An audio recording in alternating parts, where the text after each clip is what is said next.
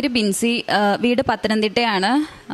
ഞാനാണെങ്കിൽ ഈ ഇവിടുത്തെ പറ്റി ഈ ഒരു മാതാവിനെ പറ്റിയും കാര്യങ്ങളൊക്കെ ഞാൻ ആദ്യമായിട്ട് ഞാൻ കേൾക്കുന്നത്, തുറന്നു പറയുകയാണെന്നുണ്ടെങ്കിൽ ഫോണിൽ ആൾക്കാർ വീഡിയോ കളിയാക്കിയിട്ടിട്ടുണ്ട്. അപ്പം ഈ ഫോണിൽ ഞാനിത് ആദ്യമായിട്ട് കണ്ട് അപ്പം ഞാനും ഇത് കണ്ട് ചിരിക്കും. എന്നിട്ട് ഞാനിങ്ങനെ ആലോചിക്കും, എന്നാലും അങ്ങനെ വരുമോ? രണ്ട് മനസ്സായിട്ട് ഞാൻ നിൽക്കും. അത് കഴിഞ്ഞിട്ട് ഞാൻ താമസിച്ചുകൊണ്ടിരുന്നത് എറണാകുളത്ത് കാക്കനാട്. ഞാൻ ഇൻഫോ പാർക്കിലാണ് ജോലി ചെയ്തുകൊണ്ടിരുന്നത്. അപ്പോൾ അവിടെ വെച്ചിട്ട് ഞാനൊരു 5-6 കൊല്ലമായിട്ട് അവിടെ തന്നെ. അപ്പം ഞാൻ അവിടെ ഒരു PG-യിലാണ് താമസിക്കുന്ന ഒരു ആൻറ്റിയുടെ കൂടെ. ആ ഒരു PG-യിൽ എൻ്റെ റൂമിൽ വേറൊരു ചേച്ചി ഉണ്ടായിരുന്നു, ഒരു ആലപ്പുഴക്കാരി ഒരു ചേച്ചി ഉണ്ടായിരുന്നു. അപ്പോൾ ആ ചേച്ചി ഞാൻ ഒരു ദിവസം നോക്കുമ്പോൾ, ഞാൻ രാവിലെ ഡ്യൂട്ടിക്ക് പോയി വൈകിട്ട് വന്നപ്പോൾ ഈ ചേച്ചിയുടെ കയ്യിൽ ഇവിടുത്തെ ഉടമ്പടിയും ഇവിടുത്തെ പുസ്തകങ്ങളും കാര്യങ്ങളും ഒക്കെ ഇരിക്കുന്ന. അന്നേരം ഇപ്പോൾ ഞാൻ ചേച്ചിയോട് ചോദിച്ചു, ചേച്ചി ഇത് എന്നതാ? അപ്പോൾ ഞാൻ ഓടിപ്പോയി ഇത് എടുക്കാനായിട്ടാണ് ചെന്നത്. എടുക്കാൻ ചെന്നപ്പോൾ ചേച്ചി എന്നോട് പറഞ്ഞു, മോനെ അതിൽ നീ തൊടല്ലേ, അത് ഇങ്ങനെയാണ് സംഭവം. അപ്പോൾ ഞാൻ ചോദിച്ചു, അതെന്നാ, എന്തോ സംഭവം എന്തുവാന്ന് ചോദിച്ചു. അപ്പോൾ ചേച്ചി എന്നോട് പറഞ്ഞു, ഇങ്ങനെ ഒരു സ്ഥലമുണ്ട്. അപ്പോൾ ഞാൻ പറഞ്ഞു, ഞാൻ ട്രോളി കാണാറുണ്ട്. അപ്പോൾ ചേച്ചി എന്നോട് പറഞ്ഞു, ട്രോളിലല്ല, അതിൽ വിശ്വസിക്കുന്ന ഒരുപാട് പേരുണ്ടെന്ന് പറഞ്ഞു. അപ്പോൾ അന്ന് ഞാൻ ഈ പുസ്തകമൊക്കെ ആദ്യമായിട്ട് കാണുന്നത്. എന്നിട്ട് ഞാനത് അവിടെ വിട്ട് കഴിഞ്ഞേച്ച് പിന്നെ എൻ്റെ അമ്മ, അതുപോലെ എൻ്റെ ആൻറ്റി, ഇവരൊക്കെ എനിക്ക് നമ്മുടെ യൂട്യൂബിലെ വീഡിയോസ് കാര്യങ്ങളൊക്കെ വാട്സപ്പിൻ്റെ ഗ്രൂപ്പുകളിലും അല്ലാണ്ടൊക്കെ എനിക്ക് അയച്ചു തന്നിട്ട്, എൻ്റെ അമ്മ അയച്ചു തന്നിട്ട് എന്നോട് പറയും, നീ ഇത് കാണേ എന്ന് പറയും. കാരണം ഞാൻ പ്രാർത്ഥിക്കുന്ന സമയത്ത് എന്നാന്നറിയത്തില്ല, എനിക്ക് പണ്ട് തൊട്ടേ ഞാൻ പ്രാർത്ഥിക്കുന്ന സമയത്ത് എനിക്ക് മുന്നേ കൂട്ടി കാര്യങ്ങൾ ഇങ്ങനെ ഇപ്പം ഒരാൾക്കും എന്തെങ്കിലും ഒന്ന് സംഭവിക്കാൻ പോവുകയാണെന്നുണ്ടെങ്കിൽ ഒരു 3-4 ദിവസം മുമ്പ് തൊട്ട് ഈ വ്യക്തിനെ തന്നെ എനിക്ക് പ്രാർത്ഥിക്കുമ്പോഴും ഞാൻ വെറുതെ ഇരിക്കുമ്പോഴും എന്തെങ്കിലും ചെയ്തുകൊണ്ടിരിക്കുമ്പോഴും ഒക്കെ എനിക്കിങ്ങനെ കാണിച്ചു തരും. അപ്പം ഞാൻ ഇത് പരീക്ഷിച്ചിട്ടുള്ള വ്യക്തിയാണ്. ഇത് എന്നതാണ്? കാരണം മരിച്ചു പോകും, അവർക്ക് എന്തെങ്കിലും വലിയ വലിയ ആപത്തുകൾ ആ സമയത്ത് വരുന്നത്. അന്ന് ഞാൻ പേടിച്ച് അരണ്ടിട്ട് ഞാൻ അമ്മയോട് പറയാം, അമ്മയെ ഇങ്ങനെ. അപ്പം എൻ്റെ അമ്മ പറഞ്ഞു, നിന്നെ പ്രാർത്ഥിപ്പിക്കാനാ ദൈവം അത് കാണിക്കുന്നത്, നീ പ്രാർത്ഥിക്കണം എന്ന് പറഞ്ഞു. ഞാൻ പ്രാർത്ഥിക്കത്തില്ല, ഞാൻ വീണ്ടും ദൈവത്തെ പരീക്ഷിച്ചു. ഇതെന്താ എനിക്ക് മാത്രം ഇങ്ങനെ, ദൈവമാണെന്ന് ഞാൻ വിശ്വസിക്കുന്നില്ല, ഇത് പിശാചിൻ്റെ ഏതാണ്ട് കളിയാണെന്ന് പറഞ്ഞ് ഞാൻ ഇങ്ങനെ വെച്ചുകൊണ്ടിരുന്നു. അങ്ങനെ ഇരിക്കെ ഇതുപോലെ അമ്മ എനിക്ക് അയച്ചു തന്നേച്ച് എന്നോട് പറഞ്ഞു, നീ ഇത് കാണേ, ഒരുപാട് അത്ഭുതങ്ങളുണ്ട്, ഒരുപാട് പേരുടെ അത്ഭുത സാക്ഷ്യങ്ങളുണ്ടെന്ന് പറഞ്ഞ് എൻ്റെ അമ്മ എനിക്കിത് അയച്ചു തന്നു. അയച്ചത് അപ്പം ഞാനിത് കാണാറുണ്ട്, വെറുതെ സമയം കിട്ടപ്പോൾ ചുമ്മാ കിടന്ന് കാണും, വിടും, അത്രയേ ഉള്ളൂ. അങ്ങനെ ഇരിക്കെ ഒരു ദിവസം ഞാനിതുപോലെ, ഞങ്ങൾക്ക് എറണാകുളത്തു നിന്ന് പോയി, എനിക്ക് വർക്ക് ഫ്രം ഹോം ആയിട്ട് ഞാൻ വീട്ടിലായ സമയത്ത് ഇതുപോലെ ഞാൻ പ്രാർത്ഥിച്ചുകൊണ്ടിരിക്കുമ്പോഴൊക്കെ ഇതെൻ്റെ അനിയനാണ്, സ്റ്റാലിൻ എൻ്റെ അനിയനാണ്.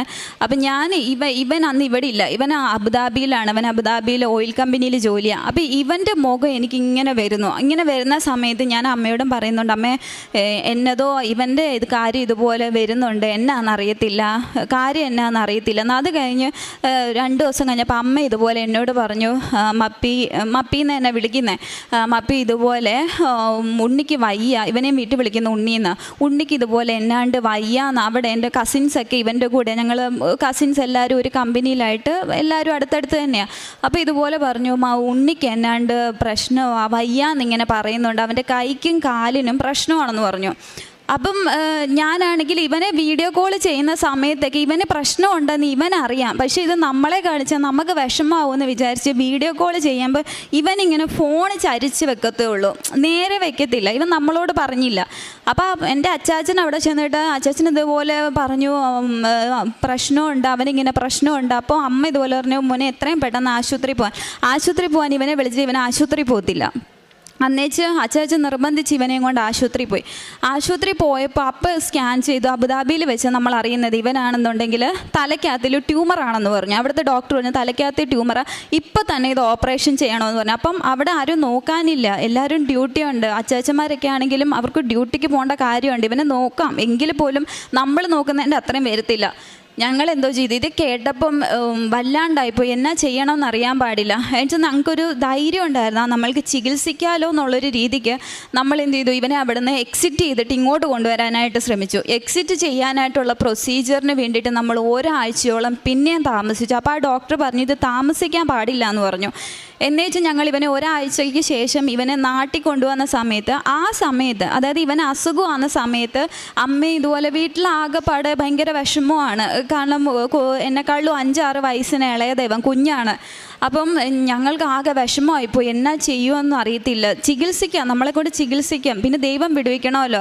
അപ്പം ഞാനിങ്ങനെ അതിനേക്ക് മുന്നോട്ട് എനിക്ക് മാതാവിൻ്റെ ഒരു സാന്നിധ്യം, ഞാനിങ്ങനെ രാത്രിയിൽ എൻ്റെ മുറിക്കകത്ത് ഞാൻ ഒറ്റയ്ക്ക് കൊന്ത ചൊല്ലുന്ന സമയത്ത് ഞാനിങ്ങനെ കേട്ടിട്ടുണ്ട്, മാതാവ് വരുമ്പോൾ മുല്ലപ്പൂവിൻ്റെ മണമാണെന്ന് ഞാൻ കേട്ടിട്ടുണ്ട്. അപ്പം ഞാനിങ്ങനെ കൊന്ത ചൊല്ലി ഇരിക്കുന്ന സമയത്ത് ഭയങ്കര മുല്ലപ്പൂവിൻ്റെ മണം, ഭയങ്കര മണം. അപ്പം ഞാനിതുപോലെ രാവിലെ എണീറ്റിട്ട് അമ്മയോടും ഒക്കെ ഞാനിതുപോലെ പറഞ്ഞു, ഇതുപോലെ അമ്മയെ ഞാൻ മാതാവ് വന്നെന്ന് തോന്നുന്നു, ഭയങ്കര മുല്ലപ്പൂവിൻ്റെ മണമായിരുന്നു എന്നൊക്കെ ഞാൻ പറഞ്ഞു. ഇവനെ എയർപോർട്ടിൽ നിന്ന് കൊണ്ടുവരാൻ പോകുന്നതിൻ്റെ 3 ദിവസം മുമ്പ്, അതായത് 6 മാസത്തേക്ക് മുന്നെയാണ് ഞാനിവിടെ വന്ന് ഉടമ്പടി എടുത്തത്.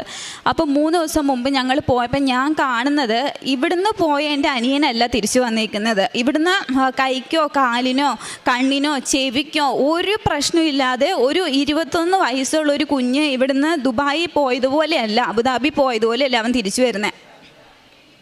ഞാൻ കാണുന്നത് എൻ്റെ അനിയൻ വന്നപ്പോൾ അവൻ്റെ ഈ ഒരു സൈഡ്, ഇങ്ങേ സൈഡ് കോടിപ്പോയി, മുഖം ഒരു സൈഡിലേക്ക് കോടിപ്പോയി. അവന് ഈ കണ്ണിന് കാഴ്ചയില്ല, ഈ ചെവി കേൾക്കത്തില്ല, ഇവന് ഈ കൈ അനക്കത്തില്ല, ഈ കാലനക്കത്തില്ല. അവൻ മുടന്തി വരുന്നത്. അപ്പം എയർപോർട്ടിൽ നിന്ന് ഇവൻ വരുന്ന കാഴ്ചയെന്ന് പറഞ്ഞു കഴിഞ്ഞാൽ നമുക്ക് സഹിക്കാൻ പറ്റത്തില്ല. ഞാനുണ്ട്, എൻ്റെ അപ്പനുണ്ട്, അമ്മയുണ്ട്. ഞാൻ അപ്പം കരയാണ്ട് നിൽക്കും. അപ്പനും അമ്മയും കരഞ്ഞു പോയി, ഞാനും കൂടെ കരഞ്ഞ് ഞാരി പിടിച്ച് നിൽക്കും. എന്നിട്ട് ഞാൻ മനസ്സിൽ ഞാൻ അമ്മ മാതാവിനെ വിളിച്ചു, എനിക്ക് ധൈര്യം തരണേന്ന്. എന്നിട്ട് ഇവൻ വന്ന് വണ്ടിയിൽ കയറി നമ്മളവിടെ നിന്ന് ഒരു പ്രൈവറ്റ് ഹോസ്പിറ്റലിൽ ട്രിവാൻഡ്രത്ത് ഇവൻ വന്ന് ഇറങ്ങുന്നത്. ഒരു ഹോസ്പിറ്റലിൽ കൊണ്ടുപോയപ്പോൾ അവിടുത്തെ ഡോക്ടർ ചെക്ക് ചെയ്തിട്ട് പറഞ്ഞു, ഇവന് സ്ട്രോക്ക് വന്നതാണെന്ന് പറഞ്ഞു, മൈനർ സ്ട്രോക്ക് എന്തോ വന്നതാണെന്ന് ആൾ ചെക്ക് ചെയ്തിട്ട് പറഞ്ഞു. അപ്പോൾ എല്ലാവരും നമ്മളിവന് അസുഖമാണെന്ന് കസിൻസിനോട് എല്ലാവരോടും പറഞ്ഞപ്പോൾ എല്ലാവരും പറഞ്ഞു, തിരുവനന്തപുരത്ത് ശ്രീചിത്ര എന്നൊരു ഹോസ്പിറ്റലുണ്ട്, ന്യൂറോയ്ക്ക് ഏറ്റവും ബെസ്റ്റ് ഹോസ്പിറ്റലാന്ന് പറഞ്ഞു. അപ്പം അവിടെ റെഫറൻസ് ഉണ്ടെങ്കിലൊക്കെ ഏറ്റതുള്ളൂ എന്ന് പറഞ്ഞു. നമ്മൾ ഈ പ്രൈവറ്റ് ഹോസ്പിറ്റലിൽ പോയപ്പം ആ ഡോക്ടർ നോക്കിയിട്ട് പറഞ്ഞു ഇവന് സ്ട്രോക്ക് വന്നതാണെന്ന് പറഞ്ഞു. അപ്പം ഞങ്ങൾ പറഞ്ഞു, ഡോക്ടറെ ഞങ്ങൾക്ക് ആ ഒരു ഹോസ്പിറ്റലിലേക്ക് റെഫറൽ ചെയ്ത് തരാൻ പറഞ്ഞു. അപ്പോൾ രാവിലെ 5 മണിയായി.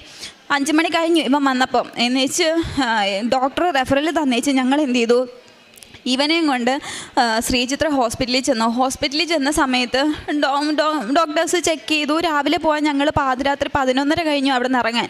ചെക്ക് ചെയ്ത് എടുത്ത് കഴിഞ്ഞപ്പോഴാണ് നമ്മൾ അറിയുന്നത്, ഞാനൊക്കെ എൻ്റെ ജീവിതത്തിൽ പോലും കേൾക്കാത്ത ഒരു അസുഖം, ക്യാവർണോമ എന്ന് പറഞ്ഞിട്ടൊരു അസുഖം. അതെന്താണെന്ന് ഞങ്ങൾക്ക് അറിയത്തില്ല. അപ്പം ഞങ്ങളിതുപോലെ ഡോക്ടറോട് ഞാൻ കയറിയിട്ട് ചോദിച്ചു, ഡോക്ടറെ ഇതെന്തുവാ സംഭവം, എന്താ ഇത്, എങ്ങനെയാണ്, ഇതെന്ത് പറ്റി, ഇവൻ എങ്ങനെ ഇത് വന്നു, ഇതെന്തോ സംഭവം എന്നാന്ന് പറയാൻ പറഞ്ഞു. അപ്പോൾ ഡോക്ടർ എന്നോട് പറഞ്ഞു, മോളെ ഇത് കുഞ്ഞുങ്ങൾക്ക് ചെറുപ്പത്തിൽ വരുന്ന ഒരു അസുഖമാണ്, തലച്ചോറ് തൊട്ടിട്ട് തലയ്ക്കകത്തിൽ വരുന്ന ഒരു അസുഖമാണ്. അതായത് തലയ്ക്കകത്തിൽ നമ്മളുടെ ഈ കുമ്മിള പോലെ, അതായത് മുന്തിരി കൊലകൾ പോലെ ഇങ്ങനെ ബ്ലഡ് അല്ലെങ്കിൽ വെള്ളം ഇങ്ങനെ ക്ലോട്ട് ചെയ്യും ഞരമ്പിനകത്ത്. അപ്പോൾ ഇവനത് വന്നത് മെയിൻ സ്ഥലത്താണ്, നമ്മുടെ തലയ്ക്കകം തൊട്ട് കാല് വരെ പോകുന്ന ഒരു മെയിൻ ഞരമ്പുണ്ട്.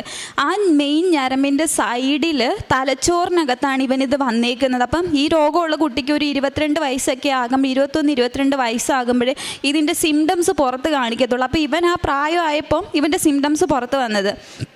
എന്നുവെച്ചാൽ ഞാനാണെന്നുണ്ടെങ്കിൽ ഡോക്ടറോട് ഡോക്ടർ ഇത് എന്നാ ചെയ്യും.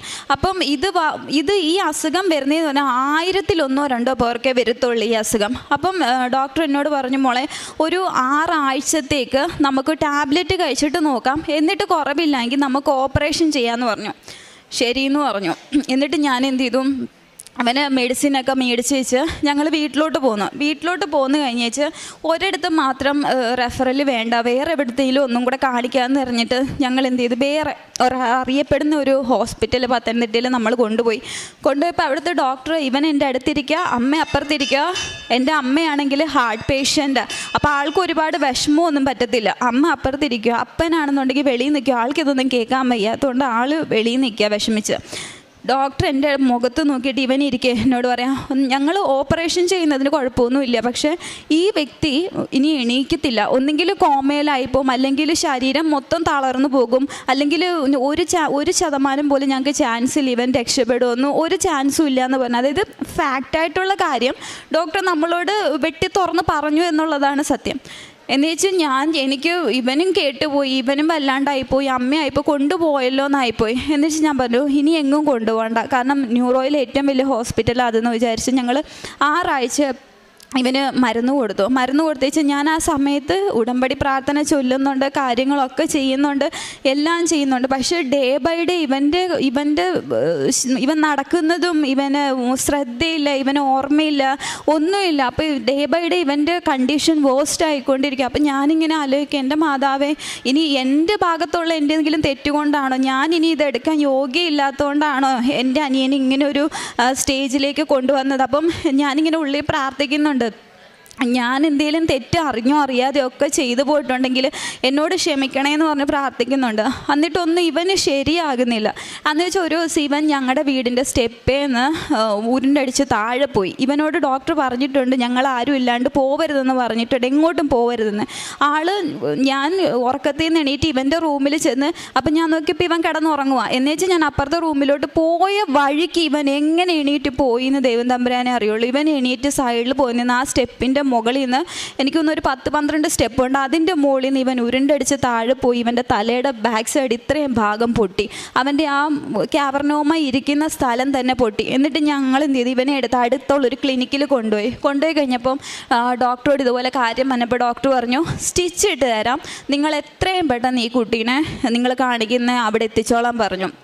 ഞങ്ങൾ എന്ത് ചെയ്തു, ഇവനെ കൊണ്ടുവന്നിട്ട് ആ വഴിക്ക് വന്ന് വീട്ടിലോട്ട് കയറി ആ വഴിക്ക് പോകുന്ന വഴിക്കെല്ലാം ഞാൻ മാതാവിനോട് നമ്മുടെ പ്രാർത്ഥന ചൊല്ലിക്കൊണ്ടിരിക്കുക, ജപമാല ചൊല്ലിക്കൊണ്ടിരിക്കുക. എന്നാ ചെയ്യണമെന്നൊരു പിടുത്തമില്ലല്ലോ. അവിടെ ചെന്ന് ഡോക്ടറെ കണ്ട സമയത്ത് ഡോക്ടർ പറഞ്ഞു, ഈ ആളുടെ ബ്രെയിനിൽ ഫ്ലൂയിഡ് ലീക്കായി പോയിട്ടുണ്ട്, അപ്പം തന്നെ ഒരു മൈനർ സർജറി ചെയ്യണമെന്ന് പറഞ്ഞു. എന്നുവെച്ചാൽ ഇവന് ഇങ്ങേ സൈഡിൽ ഇവൻ്റെ ഇവിടെ പാടുണ്ട്, ഇവിടെ മൈനർ സർജറി ചെയ്തു.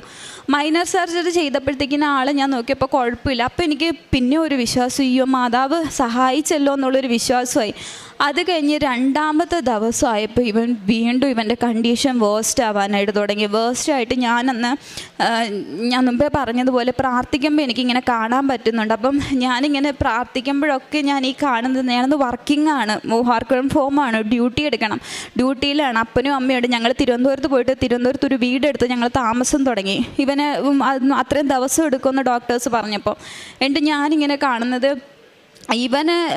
ഇവനാണെന്നുണ്ടെങ്കിൽ ഇങ്ങനെ കട്ടിൽ. എന്നിട്ട് ഒരുപാട് ഇവൻ്റെ പ്രായത്തിലുള്ള മക്കളിങ്ങനെ മരിക്കുക, ആക്സിഡൻറ്റിൽ മരിക്കുക, എവിടെ തിരിഞ്ഞാലും ഇങ്ങനെ മരിച്ച് കിടക്കുന്നത് പോലത്തെ ഒരു ഇതാണ് കാണുന്നത്. അന്നേരം ഇപ്പം എനിക്ക് ഉള്ളിൽ ഭയമായി, കർത്താവേ ഞാൻ അറിയാണ്ട് നിന്നെ പരീക്ഷിച്ചു പോയിട്ടുണ്ട്, ഇക്കാര്യത്തിൽ എന്നെ പരീക്ഷിക്കല്ലേ എന്ന് ഞാൻ ഉള്ളിൽ പ്രാർത്ഥിച്ചിട്ട് ഒക്കെ ഫോൺ എടുത്താലും ആൾക്കാർ വിളിക്കുന്നതും പറയുന്നതും ഒക്കെ ഈ മക്കൾ മരിച്ചു, ആക്സിഡൻറ്റിൽ മരിച്ചു, അതിൽ മരിച്ചു, ഇതിൽ മരിച്ചു. എന്നിട്ട് എൻ്റെ അപ്പൻ്റെ അനിയൻ്റെ ഭാര്യയുണ്ട്, ആൻറ്റി ഇവിടെ ഇരിപ്പുണ്ട്. അപ്പോൾ ആൻറ്റി ഇതുപോലെ ആൻറ്റി എന്നോട് പറയും, ആൻറ്റിയുടെ മോളുണ്ട്, ചെറിയ കൊച്ച, ഇവരൊക്കെ രാവിലെ തൊട്ട് തന്നെത്താൻ ഇങ്ങനെ കണ്ണിക്കൂടെ വെള്ളം പോയിക്കൊണ്ടിരിക്കുക. ആൻറ്റി എന്നോട് പറയും ഭയങ്കര വിഷമം എന്നോത്തിനാണെന്നറിയത്തില്ല, ഭയങ്കര വിഷമം, എന്നിട്ട് കരഞ്ഞുകൊണ്ടിരിക്കുക.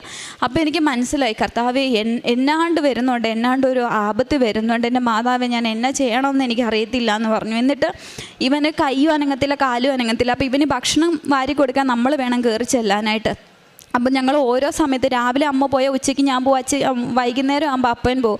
അപ്പോൾ അന്ന് എനിക്ക് ഒരുപാട് ഡ്യൂട്ടി ഉള്ളതുകൊണ്ട് എനിക്ക് അന്നത്തെ ദിവസം ഇവൻ്റെ അടുത്ത് പോകാൻ പറ്റിയില്ല. അപ്പോൾ അന്ന് വൈകുന്നേരം അമ്മയാണ് 3 സമയത്തും പോയി. അപ്പോൾ അമ്മ ഇതുപോലെ പറയുന്നുണ്ട്, എടി അവന് ഒന്നുമില്ല, അവനൊന്നും ആക്റ്റീവല്ല, അവനൊന്നും അനങ്ങുന്നില്ല, ഒന്നും പറയുന്നില്ല, എടുക്കുന്നില്ല, ഒരു ചലനവും ഇല്ല എന്ന്. ഞാൻ പറഞ്ഞു കുഴപ്പമില്ല അമ്മ, അവൻ മെഡിസിൻ്റെ ആയിരിക്കും, ഉറങ്ങുവാന്ന് വിചാരിച്ചു. എന്നിട്ട് അന്ന് വൈകുന്നേരം രാത്രിയിൽ ഭക്ഷണം കൊടുക്കാനായിട്ട് എന്നെ ICUവിലാണ് ഇവനെ കാണാനായിട്ട് കയറി ചെന്നു. ഇവനെ അമ്മയാണ് പോയത്. അമ്മേനെ ഞാൻ കയറ്റിവിട്ടു. അപ്പത്തേനും എൻ്റെ ഡ്യൂട്ടി കഴിഞ്ഞ് അമ്മ കയറിപ്പോയിക്കോ, ഞാൻ കുളിയൊക്കെ കഴിഞ്ഞിട്ട് വരാമെന്ന് പറഞ്ഞിട്ട് അമ്മേനെ ഞാൻ കയറ്റിവിട്ടു. അമ്മ അവിടെ ചെന്ന സമയത്ത് ഇവൻ ഒരു മരിച്ച് കിടക്കുന്ന ഒരു ഡെഡ് ബോഡി എങ്ങനെ കിടക്കണേ അതുപോലെ ഇവൻ കിടക്കുക. അമ്മ വിളിച്ചിട്ടും എടുത്തിട്ടും ഒന്നും അനക്കവും കാര്യങ്ങളും ഒന്നുമില്ല. അപ്പോൾ അമ്മ ഇതുപോലെ അവിടെ നിന്ന് പേടിച്ചരണ്ട എന്നെ വിളിച്ചിട്ട് പറഞ്ഞു, മമ്മി മോനെ അനക്കമില്ലടി, ഓനോ ഒന്നുമേ അനങ്ങുന്നില്ല, ഒരു ചലനവും ഇല്ല. അതുവരെ എന്തെങ്കിലുമൊക്കെ പറയുന്ന ഒരു കുഞ്ഞ്, എൻ്റെ കയ്യിൽ വീഡിയോ സഹിതമുണ്ട്, ഞാൻ കാണിക്കാം നിങ്ങളെ. ഒരു അനക്കവും ഇല്ല, ചലനവും ഇല്ല. എന്നിട്ട് ഇവൻ്റെ നഖത്തിൻ്റെ ഈ സൈഡിൽ ഇതെല്ലാം നോക്കി. എന്നിട്ട് ഒരു നേഴ്സ് ചേച്ചി വന്നേച്ച് ഇവൻ്റെ കണ്ണിങ്ങനെ പൊളിച്ച് നോക്കിയെന്ന് പറഞ്ഞു. ഒരു ഡോക്ടർ ഇങ്ങനെ കണ്ണ് പൊളിച്ച് നോക്കിയേച്ച് കണ്ണ് അതേപോലെ അവർ അടച്ചു വെച്ചിട്ട് അമ്മയോട് പറഞ്ഞു, അമ്മ ഇറങ്ങിക്കോ എന്ന് പറഞ്ഞു. അമ്മ ഇറങ്ങി ഇറങ്ങിക്കോ, എന്നിട്ട് വേറെ ആരെങ്കിലും വിളിക്കാൻ പറഞ്ഞു. കാരണം അമ്മയ്ക്ക് സങ്കടം. ഞാൻ ഓൾറെഡി ഡോക്ടേഴ്സിൻ്റെ അടുത്ത്, കാരണം ഇത്രയും ദിവസമായപ്പോൾ നമ്മൾ കൂട്ടായിട്ട് ഞാൻ ഡോക്ടറോട് പറഞ്ഞിട്ടുണ്ട് അമ്മയോട് പറയല്ല അമ്മയ്ക്ക് ഹാർട്ടിന് പ്രശ്നമുണ്ടെന്ന്. എന്ന് വെച്ചാൽ അമ്മ ഇറങ്ങിയിട്ട് എന്നെ വിളിക്കുന്നത്. ഞാൻ കയറി ചെല്ലുന്ന സമയത്ത് ഞാൻ കാണുന്നത് ICUവിനകത്തു നിന്ന് എൻ്റെ അനിയനെ ഒരു വെള്ള പുതപ്പിച്ചിട്ട് അവൻ്റെ മുഖം കൂടെയുള്ള കവർ ചെയ്യാനായിട്ട് ഇവിടം വരെ വെള്ള പുതപ്പിച്ച് ഇവൻ്റെ ഡോക്ടേഴ്സ്.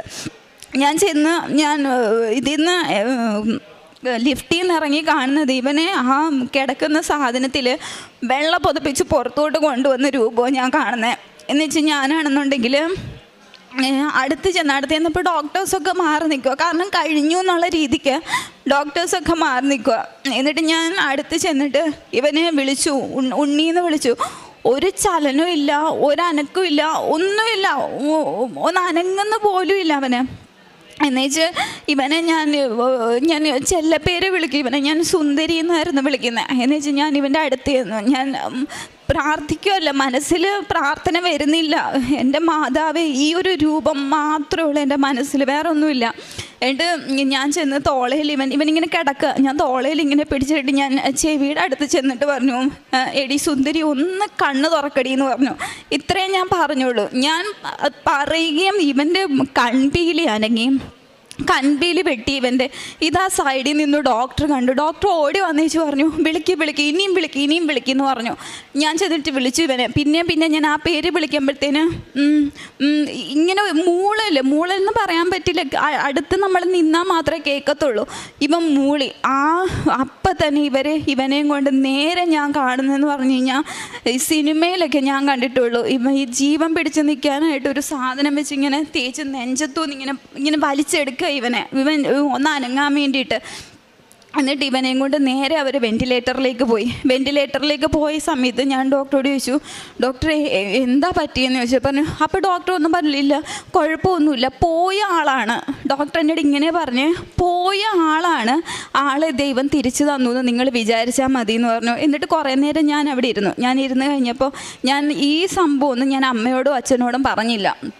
എന്നിട്ട് ഞാൻ എൻ്റെ അവിടെ NICUവിൽ കൊണ്ടുപോയി ഇവനെ. ICUന്ന് നേരെ NICUവിൽ കൊണ്ടുപോയി. NICUവിൽ കൊണ്ടുപോയിട്ട് എൻ്റെ അടുത്ത് ഡോക്ടർ വന്നിട്ട് പറഞ്ഞു, മോള് പൊയ്ക്കോളൂ, എന്തെങ്കിലും ആവശ്യമുണ്ടെങ്കിൽ ഞങ്ങൾ വിളിച്ചോളാമെന്ന് പറഞ്ഞു. ഞാൻ ഇറങ്ങി താഴെ വന്നു. എനിക്ക് എൻ്റെ അമ്മയോട് പറയാൻ പറ്റത്തില്ല, എൻ്റെ അമ്മ ഹാർട്ട് പേഷ്യൻ്റാണ്, എനിക്കൊന്നും പറയാൻ പറ്റത്തില്ല. അപ്പനോട് പറയാൻ പറ്റത്തില്ല, ആൾക്ക് സഹനശേഷിയില്ല, ആൾ വീണു പോകും.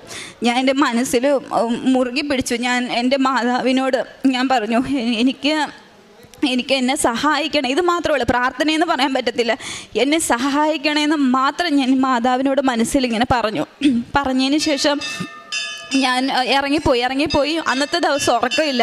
പിറ്റേ ദിവസം രാവിലെ ഞാൻ എണീറ്റിട്ട് നേരെ ഞാൻ കയറി പോകുന്നത് NICU ചെന്നപ്പം ഇവൻ്റെ ഡോക്ടേഴ്സൊക്കെ ഉണ്ട്. ഇവനെ നോക്കിയത് 12-13 പേരുടെ ഒരു ടീമാണ് നോക്കുന്നത് ഇവനെ.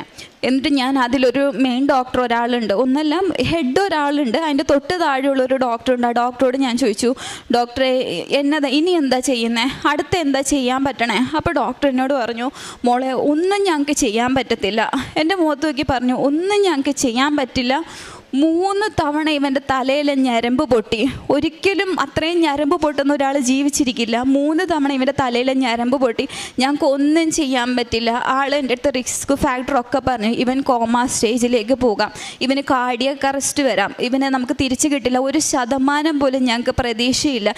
ഇപ്പം ഇങ്ങനത്തെ ഒരു സ്റ്റേജിലാണെന്നുണ്ടെങ്കിൽ ഇവനെ വെൻറ്റിലേറ്ററിലിട്ടെങ്കിലും നിങ്ങൾക്ക് കുറച്ച് നാൾ ഇവനെ കാണാമെന്ന് പറഞ്ഞു. അപ്പം ഞാൻ പറഞ്ഞു, ഒന്നും ചെയ്യാൻ പറ്റില്ല. അപ്പം ഇല്ല മോളെ, ഞങ്ങൾക്ക് ഒന്നും ചെയ്യാൻ പറ്റില്ല എന്ന് പറഞ്ഞു. എന്നിട്ട് ഞാൻ 4ാമത്തെ നിലയിൽ, ആ ഹോസ്പിറ്റലിൻ്റെ 4ാമത്തെ നിലയിലാണ് ഞാൻ നിൽക്കുന്നത് NICUവിൽ. അവിടെ നിന്ന് നോക്കുമ്പോൾ ഒരു ഒറ്റ പാളിയുള്ള ഒരു ജനൽ മാത്രമേ ഉള്ളൂ, ഒരു മനുഷ്യനില്ല. ഇത് പറഞ്ഞിട്ട് ആൾ ICUവിൻ്റെ ഉള്ളിലേക്ക് ഡോർ അടിച്ചിട്ട് കയറിപ്പോയി. ഒരു മനുഷ്യനില്ല സഹായിക്കാൻ. പൈസ തന്നിട്ടല്ല, ആ ആശുപത്രിയിൽ വേറെ ആരും വന്നാൽ അവർ കേട്ടത്തില്ല. അതുകൊണ്ട് നമ്മുടെ ബന്ധക്കാരോടൊക്കെ പറഞ്ഞ് ആരും വരണ്ട, വന്നിട്ട് കാര്യമില്ല എന്ന് പറഞ്ഞു. ഒരാളോട് എനിക്ക് പറയാൻ പറ്റില്ല, കാരണം ഇവൻ ചെറുതായതുകൊണ്ട് എല്ലാവർക്കും ഇവനെ ഭയങ്കര ഇഷ്ടം. അപ്പോൾ ഒരാളോട് പറഞ്ഞ് എല്ലാവരും അറിയും, ആകെ പ്രശ്നമാകും, അമ്മയുടെ ചെവിയിലെത്തും. എനിക്ക് എന്നാ ചെയ്യണമെന്ന് അറിയത്തില്ല. ഞാൻ ആ ജനലിൻ്റെ അവിടെ നിന്ന് ഞാനിങ്ങനെ മുകളിലോട്ട് നോക്കി. എന്നിട്ട് ഞാൻ നെഞ്ചത്തെ കൈ വെച്ചിട്ട് ഞാൻ ഇതുപോലെ പറഞ്ഞു. അപ്പോഴും ഞാൻ ഇതേ പറഞ്ഞുള്ളൂ, മാതാവേ എന്നെ ഒന്ന് സഹായിക്കണേ, ഇത്ര ഞാൻ പറഞ്ഞോളൂ, എന്നെ ഒന്ന് സഹായിക്കണേ എന്ന് പറഞ്ഞു. എന്നിട്ട് ഞാനിതുപോലെ പറഞ്ഞു, നിങ്ങളുടെ ഹിതം എന്താണോ അവനെ എനിക്ക് തരാനാണെങ്കിൽ എനിക്ക് തിരിച്ചതായോ. എൻ്റെ അനിയനായിട്ടല്ല ഞാൻ ചോദിക്കുന്നത്, എൻ്റെ സഹോദരനായിട്ടല്ല ഞാൻ ചോദിക്കുന്നത്, എൻ്റെ അല്ല, നിങ്ങളുടെയാണ്, നിങ്ങളുടെ മകനാണ്. നിങ്ങൾക്ക് വേണമെന്നുണ്ടെങ്കിൽ കൊണ്ടുപോയിക്കോ, ഇല്ലയെന്നുണ്ടെങ്കിൽ എനിക്ക് അവനെ തിരിച്ചതായോ എന്ന് പറഞ്ഞു. ഇതിൽ കൂടുതൽ അവനെ ഇനി വേദനിപ്പിക്കല്ലേ എന്ന് പറഞ്ഞു. എന്നിട്ട് ഈ ഡോക്ടർ ഇല്ലയെന്നുണ്ട് ഞാൻ ഈ വിഷമിച്ച് ലിഫ്റ്റിൽ ഇറങ്ങി താഴോട്ട് പോവാം. താഴെ ചെന്ന് ഈ ഡോറ് തുറക്കുന്നത് മെയിൻ ഡോക്ടറിൻ്റെ മുന്നിലോട്ടാണ്. അപ്പം ഞാൻ ആ ഡോക്ടറെ എനിക്ക് 1 മിനിറ്റ് ഒന്ന് സംസാരിക്കണമെന്ന്. അപ്പോൾ ആൾ ധൃതിക്ക് പോവുക വേറെ ഏതോ ഓപ്പറേഷൻ്റെ കാര്യത്തിന്. ആൾ എന്നോട് പറഞ്ഞു, മോൾ എൻ്റെ കൂടെ ലിഫ്റ്റിൽ കയറിക്കോളാൻ പറഞ്ഞു. ഞാൻ ലിഫ്റ്റിൽ കയറിയിട്ട് ഞാൻ ആ ലിഫ്റ്റിൽ വെച്ചിട്ട് ഞാൻ ഡോക്ടറോട് പറഞ്ഞു, അന്ന് എനിക്ക് കരച്ചിൽ വന്നില്ല, എനിക്ക് സങ്കടം വന്നില്ല, എനിക്ക് എവിടെ നിന്ന് ഇത്രയും ധൈര്യം വന്നു എന്ന് എനിക്ക് ഇപ്പോഴും അറിയത്തില്ല. ഞാൻ ആ ഡോക്ടറോട് പറഞ്ഞു, ഡോക്ടറെ എൻ്റെ അനിയനാണിത്, ആള് എൻ്റെ അനിയനാണ്, അപ്പം അടുത്ത എന്താ? അപ്പോൾ ഡോക്ടർ എൻ്റെ അടുത്ത് മുഖത്ത് നോക്കി പറഞ്ഞു, ഇല്ല ഇനി ചെയ്യാൻ പറ്റില്ല എന്ന് പറഞ്ഞു. ഡോക്ടേഴ്സാണ്, അപ്പോൾ അവരിതുപോലത്തെ ഒരുപാട് കേസ് കണ്ട് അവർക്ക് മരച്ചിരിക്കുന്നവർ, അവരൊന്നും ഇല്ല ചെയ്യാൻ പറ്റില്ല എന്ന് പറഞ്ഞു. ഞാൻ പറഞ്ഞു ചെയ്യണം എന്ന് പറഞ്ഞു. അപ്പോൾ പറഞ്ഞു, ഇല്ലടോ ഞങ്ങൾക്ക് അങ്ങനെ ചെയ്യാൻ പറ്റില്ല, കാരണം ഇത്രയും റിസ്ക് ഉള്ള ഒരു കാര്യം ഞങ്ങൾ ചെയ്തിട്ട് നാളെ എന്തെങ്കിലും സംഭവിച്ചു പോയാൽ നിങ്ങൾ ഞങ്ങളെ കുറ്റപ്പെടുത്തുമെന്ന് പറഞ്ഞു. ഞാൻ പറഞ്ഞു ഒരിക്കലും ഇല്ല, എൻ്റെ അനിയൻ്റെ കണ്ടീഷൻ എന്താണെന്നുള്ളത് എനിക്ക് വ്യക്തമായിട്ട് അറിയാം, ഒരിക്കലും ഞങ്ങൾ കുറ്റപ്പെടുത്തില്ല എന്ന് പറഞ്ഞു. അപ്പോൾ ഡോക്ടർ അന്ന് എന്നെ കണ്ടപ്പോൾ ഇതിലും ചെറുതാ, അന്ന് എൻ്റെ അടുത്ത് പറഞ്ഞു, അത് മോളെപ്പോലെ ഒരു കുഞ്ഞുകുട്ടി വന്ന് പറഞ്ഞു കഴിഞ്ഞാൽ ഞങ്ങൾക്ക് ചെയ്യാൻ പറ്റത്തില്ല, വലിയ ആൾക്കാരെ വിളിക്കാൻ പറഞ്ഞു. അപ്പം ഞാൻ പറഞ്ഞു, ഡോക്ടറെ എനിക്ക് ഇത്ര വയസ്സുണ്ട്, ഞാനൊരു ടീച്ചറാണ്, ഇവൻ്റെ കാര്യങ്ങളൊക്കെ ടേക്ക് കെയർ ചെയ്യുന്നത് ഞാനാ പറയണം ചെയ്യണം എന്ന് പറഞ്ഞു. അപ്പോഴും ആൾ എൻ്റെ അടുത്ത് പറഞ്ഞു, ഞാനൊന്ന് ആലോചിക്കട്ടെ, ഒട്ടും ചാൻസ് ഇല്ല എന്ന് പറഞ്ഞാൽ ആൾ കയറിപ്പോയി. അപ്പോഴും എൻ്റെ പ്രതീക്ഷ എൻ്റെ കയ്യിൽ നിന്ന് പോയി. ഞാൻ മനസ്സിൽ എൻ്റെ ഓടിക്കൊണ്ടിരിക്കുന്നത് ഒരേ ഒരു വചനം, ഭയപ്പെടേണ്ട ഞാൻ കൂടെയുണ്ട്. എന്നെ ഇത്രയും നിലനിർത്തിയൊരു വചനം ഇത് പോകുന്നുണ്ട് അതിൻ്റെ കൂടെ. അത് ഞാൻ പറയുകയല്ലേ, എൻ്റെ മനസ്സിൽ കൂടെ ഓടുക. എന്നിട്ട് ഞാൻ ഇതുപോലെ പ്രാർത്ഥിച്ചു, മാതാവേ എനിക്ക് വേണ്ടിയിട്ട് ഒന്ന് സഹായിക്കണം, എനിക്ക് മധ്യസ്ഥം നിൽക്കണം എന്നുള്ള രീതിക്ക് ഞാൻ പ്രാർത്ഥിച്ചുകൊണ്ടിരുന്നു. എന്നിട്ട് താഴെ എത്തി, പ്രതീക്ഷ കൈവിട്ട് പോവുക. റോഡിൻ്റെ അപ്പുറത്ത് എൻ്റെ അപ്പനും അമ്മയും വണ്ടിയിൽ, ഞങ്ങളുടെ കാറിൻ്റെ ഫ്രണ്ടിൽ എന്താണെന്ന് ഉള്ളത് നോക്കാനായിട്ട് നിൽക്കുക. എനിക്ക് അവരോട് ചെന്നിട്ട് പറയാനായിട്ട് പറ്റത്തില്ല, ഇങ്ങനത്തെ കണ്ടീഷനാണ്, അവർ കൈ ഒഴിഞ്ഞു എന്ന് പറയാൻ പറ്റത്തില്ല. ഞാൻ കണ്ണടച്ച് ഇങ്ങനെ പോവാ ഫ്രണ്ടിലോട്ട്. ഞാൻ ആ റോഡ് ക്ലോസ് ചെയ്ത് അപ്പുറത്ത് പോണേക്ക് മുന്നേ നമ്മുടെ മൊബൈൽ നമ്പറും പേരും അവിടെ കൊടുക്കും. ആ ഡോക്ടർ എൻ്റെ മൊബൈലിലേക്ക് വിളിച്ചിട്ട് പറഞ്ഞു, ബിൻസി എത്രയും പെട്ടെന്ന് NICUലേക്ക് വരാൻ പറഞ്ഞു. ആ വന്ന അതേ സ്പീഡ് തിരിച്ച് കയറിപ്പോയപ്പോൾ ഡോക്ടർ എൻ്റെ അടുത്ത് ഇങ്ങനെ പറഞ്ഞു, ഞങ്ങൾ ചെയ്യുന്നതിന് പ്രശ്നമില്ല, ഞങ്ങൾ ചെയ്യാം, പക്ഷേ ഇതിൻ്റെ റിസ്ക് ഫാക്ടർ ഇങ്ങനെയൊക്കെയാണ്, ഞങ്ങൾക്ക് 1% പോലും ചാൻസ് ഇല്ല, ഈ ഒരു വ്യക്തിനെ ഞങ്ങൾക്ക് തിരിച്ചു തരാൻ പറ്റുന്ന 1% പോലും ചാൻസ് ഇല്ല. ഞാൻ പറഞ്ഞു ഒരു കുഴപ്പമില്ല, അവൻ അനുഭവിക്കാവുന്നതിൻ്റെ അങ്ങേയറ്റം അവൻ അനുഭവിച്ചു, അപ്പോൾ ഇനിയിപ്പോൾ എന്തായാലും കുഴപ്പമില്ല ഡോക്ടറെ എന്ന് പറഞ്ഞു. അപ്പോൾ ഡോക്ടറിൻ്റെ അടുത്ത് എന്നാൽ അച്ഛനെയും അമ്മയും വിളിച്ചോളാൻ, അതായത് ഇവനെ അവസാനമായിട്ടെങ്കിലും കാണാൻ വേണ്ടിയിട്ട് അച്ഛനെയും അമ്മേനെയും വിളിച്ചോളാൻ പറഞ്ഞു. ഞാൻ പറഞ്ഞു ഒരാളെയും വിളിക്കേണ്ട എന്ന് പറഞ്ഞു, ഒരാളെയും വിളിക്കേണ്ട, അപ്പനെയും വിളിക്കേണ്ട, അമ്മേനെയും വിളിക്കേണ്ട, ആരെയും വിളിക്കേണ്ട. കാരണം എങ്ങനെ എനിക്ക് ശക്തി കിട്ടിയെന്ന് അറിയത്തില്ല, ഉള്ളിൽ എന്തോ ഒരു ആരോ ഇരുന്ന് പറയുന്നത് പോലെ, പേടിക്കേണ്ട അവൻ തിരിച്ചു വരും എന്നുള്ള ഒരു ഇത്. ഞാനപ്പം ഡോക്ടറോട് പറഞ്ഞു, ഡോക്ടറെ ഇവനെ ജീവനോടെയാണ് എൻ്റെ അപ്പനും അമ്മയും കണ്ടിട്ട് താഴെ നിൽക്കുന്നത്, അവരുടെ മനസ്സിൽ ആ ഒരു രൂപം മതി എന്ന് പറഞ്ഞു. എന്നിട്ട് ഡോക്ടർ എൻ്റെ അടുത്ത് പിന്നെയും എടുത്ത് ചോദിച്ചു, ഒന്നുകൂടി ചിന്തിച്ചൂടെ എന്ന് ചോദിച്ചു. കാരണം ചിലപ്പോൾ ഡോക്ടറിന് എന്നോട് ദേഷ്യം വന്ന് തോന്നിയിട്ടുണ്ടാവാം ഞാൻ അങ്ങനത്തെ ഒരു തീരുമാനം എടുത്തതിന്. ഞാൻ പറഞ്ഞു വേണ്ട, ഒരാളെയും വിളിക്കേണ്ട എന്ന് പറഞ്ഞു. അപ്പോൾ ഡോക്ടർ ഒന്ന് സൈൻ ചെയ്ത് തരണം, കുറേ പേപ്പേഴ്സ് കൊണ്ടുവന്ന് ആ പേപ്പേഴ്സിലെല്ലാം സൈൻ ചെയ്ത് കൊടുത്തു. എൻ്റെ ഡോക്ടർ എന്നോട് ചോദിച്ചു, അനിയനെ ഒന്ന് കാണുന്നു എന്ന് ചോദിച്ചു. അത് അവസാനത്തെ കാഴ്ച പോലെയാണ് എൻ്റെ അടുത്ത് ചോദിക്കുന്നത്. ഞാൻ കയറി NICUവിൽ അവരുടെ ഡ്രസ്സും കാര്യങ്ങളും ഒക്കെ ഇട്ട് കയറ്റി കഴിഞ്ഞപ്പോൾ ഞാൻ അവരോട് ചോദിച്ചു, ഞാൻ ഇവനെ ഒന്ന് തൊട്ടോട്ടെ എന്ന് ചോദിച്ചു. കാരണം ഇവനെ ഓപ്പറേഷനായിട്ട് റെഡിയാക്കി അവർ കിടത്തിയേക്കാം. ഞാൻ പറഞ്ഞു ഞാനൊന്ന് തൊട്ടോട്ടെ എന്ന് ചോദിച്ചു. അവർ തന്നെ തൊട്ടോളാൻ പറഞ്ഞു. ഞാൻ ഇവൻ്റെ കയ്യിൽ മാതാവിൻ്റെ രൂപമുള്ള നമ്മുടെ ലോക്കറ്റ് കൊടുത്തു. ഞാൻ കൊടുത്ത വഴിക്ക് ഇവൻ ഒറ്റ എറിഞ്ഞപ്പോൾ ഞാനത് പോയി ഓടിയെടുത്തിട്ട് ഞാൻ എൻ്റെ മനസ്സിൽ പറഞ്ഞു, മാതാവേ അവൻ എന്തുവാ ചെയ്യുന്നതെന്ന് അവൻ അറിയത്തില്ല, അവന് ഒരു ബോധവും ഇല്ല, അവനോട് ക്ഷമിക്കണേന്ന് പറഞ്ഞു. ആ പറഞ്ഞ വ്യക്തി അതുവരെ ഒരു അനക്കമോ ചലനമോ ഒന്നും ഇല്ലാതിരുന്ന ആൾ ആ ലോക്കറ്റ് എന്നോട് ചോദിച്ചു, അത് തരാൻ പറഞ്ഞു. എന്നോട് പറഞ്ഞു അതിങ്ങി താന്ന് പറഞ്ഞു. എന്നിട്ട് ഞാനിവൻ്റെ കയ്യിൽ കൊടുത്തു. അപ്പോൾ അടുത്ത് നിന്ന നേഴ്സ് എന്നോട് പറഞ്ഞു, ആളുടെ പെങ്ങൾ വന്നാലേ സംസാരിക്കാൻ പറ്റുള്ളൂ എന്ന് ചോദിച്ചു. എന്നിട്ട് ഞാൻ ഇവൻ്റെ ചെവിയിൽ ഞാൻ പറഞ്ഞു, അപ്പം നമ്മളെ അവിടെ ഇരുത്തത്തില്ല. അപ്പോൾ ഇവൻ കിടക്കണേൻ്റെ നേരെ ഫ്രണ്ടിലാണ് NICUവിൻ്റെ ഡോർ. ഞാൻ ഇവനോട് പൂർണ്ണ വിശ്വാസത്തിൽ, ഞാൻ എൻ്റെ മാതാവിനെയും ഈശോനെയും പൂർണ്ണ വിശ്വാസത്തിൽ ഞാൻ ഇങ്ങനെ പറഞ്ഞു, മോൻ പോയിട്ട് തിരിച്ചു വാ, ചേച്ചി ആ ഡോറിൻ്റെ പുറകിലുണ്ടാവും എന്ന് പറഞ്ഞു. ആ ഡോറിൻ്റെ അപ്പുറത്ത് ചേച്ചി ഇരിക്കാം, മോൻ ഇപ്പോൾ പോയിട്ട് അതുപോലെ മോൻ തിരിച്ചു വരണം എന്ന് പറഞ്ഞു. അപ്പോൾ ഇവൻ എന്നോട് ഇത്രേ പറഞ്ഞില്ല, വരാം എന്നുള്ള അർത്ഥത്തിൽ എന്ന് പറഞ്ഞു. പക്ഷെ അവിടെ നമ്മൾ ഇരുത്തത്തില്ല. ഞാൻ ഇറങ്ങി താഴെ ചെന്നു. അപ്പോൾ ഇവനെ ഓപ്പറേഷന് കയറ്റി. ഞാൻ ഇറങ്ങി താഴെ ചെന്ന സമയത്ത് എൻ്റെ അപ്പനും അമ്മയും എൻ്റെ കുടുംബക്കാരും മൊത്തം ആശുപത്രിയിലുണ്ട്. എങ്ങനെ അവരവിടെ എത്തിയെന്നറിയില്ല. എല്ലാവരും പറഞ്ഞ് തലേ ദിവസം എന്തോ അവർക്കൊക്കെ ഇങ്ങനെ ഒരു വിഷമം പോലെ ഇതായി. അപ്പോൾ ഒരാളും പറയാണ്ട് ഒരു കല്യാണത്തിനുള്ള ആൾ ആ ആശുപത്രിയിലുണ്ട്, ഞങ്ങളുടെ ബന്ധക്കാരെല്ലാവരും കൂടി. എന്നിട്ട് ഞാൻ താഴെ വന്നു. ഒരാളോട് ഞാൻ പറഞ്ഞില്ല, എനിക്ക് പറയാൻ പറ്റില്ല. എങ്ങാണ് അമ്മയുടെ ചെവിയിലോ ആരെങ്കിലും ചെവിയിലോ എത്തിക്കഴിഞ്ഞ് കഴിഞ്ഞാൽ ആകെ ബഹളവും. പിന്നെ അമ്മേനെയും കൊണ്ട് ആശുപത്രിയിൽ പോകണം. ഒരാളോട് ഞാൻ പറഞ്ഞില്ല. എന്തേലും കൊന്തയുണ്ട്. ഞാൻ ജപമാല ചൊല്ലിക്കൊണ്ടേയിരുന്നു.